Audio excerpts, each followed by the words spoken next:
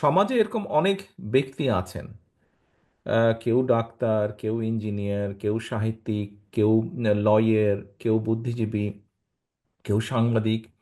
আহ, এরকম বহু ব্যক্তি আছেন যারা এই রেগুলার রাজনীতিতে আসতে চান না, কিন্তু দেশ বা জাতি গঠনে, রাষ্ট্রের পুনর্গঠনে কন্ট্রিবিউট করার মতন তাদের সেই মেধা বা যোগ্যতা আছে। আমাদের মূল লক্ষ্য বা উদ্দেশ্য হচ্ছে, দেখুন, আমরা রাজনীতিবিদ। রাজনীতিবিদ হিসেবে সবসময় আমরা একটু আমাদের স্বার্থটাই দেখব।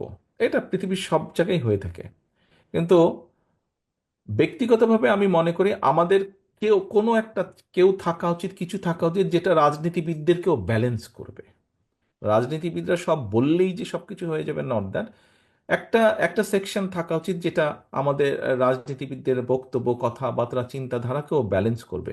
অন্য অন্য আরো চিন্তাধারা আসবে, এবং সেইটাকে সামনে রেখেই এই উচ্চকক্ষের ধারণাটাকে নিয়ে আসা হয়েছে। এখন আপনার মূল প্রশ্ন বোধহয় খুব সম্ভব, এটা কিভাবে সিলেকশন হবে। আহ, আমি মনে করি এইখানে যেই সকল ব্যক্তিকে আমরা ইনক্লুড করতে চাইছি, সেই সকল ব্যক্তিবর্গ যাদেরকে আমরা উচ্চকক্ষে যে ধরনের মানুষগুলোকে আনতে চাইছি, সেই মানুষগুলোকে, এবং একই সাথে আমরা সকলে মিলে যারা 31 দফা উপস্থাপন করেছি জাতির সামনে, আমরা সকলে মিলে আলোচনার ভিত্তিতেই এই এই কাজটি আমরা করতে পারবো, বা এই কাজটি করা উচিত হবে।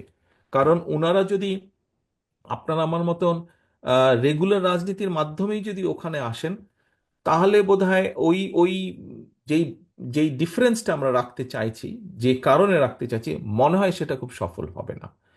সো সিলেকশন বা ইলেকশন যেটাই হোক না কেন, কি পদ্ধতি হলে ভালো হবে, এইটি সামনে আমরা আলোচনা করে ডিসাইড করব। আমি তো সুপারম্যান না রে ভাই, আমি আপনার মতনই একজন মানুষ। সব ব্যাপারে আমার সব চিন্তা থাকবে, সব ব্যাপারে আমি সব একদম বলে দিতে পারবো, it's impossible, humanly not possible. So এটা আপনি বলতে পারেন আমাদের চিন্তা ভাবনা বা ধারণা, আমার না, আমাদের যারা 31 দফা উপস্থাপন করেছেন সকলের মিলিত চিন্তা ভাবনা। এর মধ্যে রাজনৈতিক দল বা সমাজের অন্যান্য জ্ঞানীগুণী ব্যক্তিও আছেন। তবে আপনি যেহেতু আমার বলেছেন, আমি মনে করি যে দেশে আমরা যেটি বলছি, যে নির্বাচন হতে হবে।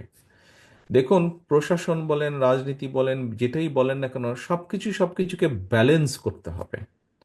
আপনি যেই অভিযোগটা তুলেছেন বা যেই চিত্র বর্ণনা করেছেন, পরিষ্কার বোঝা যাচ্ছে যে এখানে কোনো ব্যালেন্স ছিল না। ব্যালেন্স ছিল না বলেই এরকম একটা পরিস্থিতি বা চিত্র হয়েছে।